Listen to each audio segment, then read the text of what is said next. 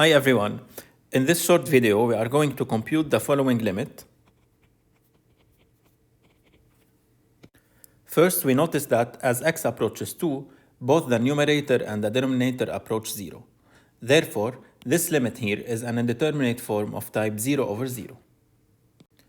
We can think of multiplying the numerator and the denominator with the conjugate, but the question is, which conjugate should we use? The conjugate of the numerator, of the denominator, or both?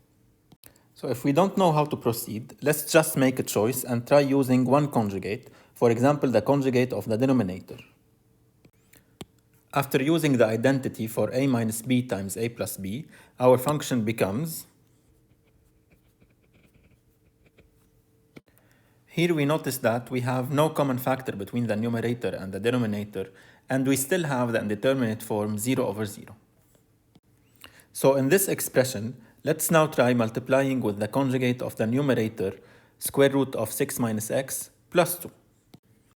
Using again here the identity a minus b times a plus b equals a squared minus b squared gives us,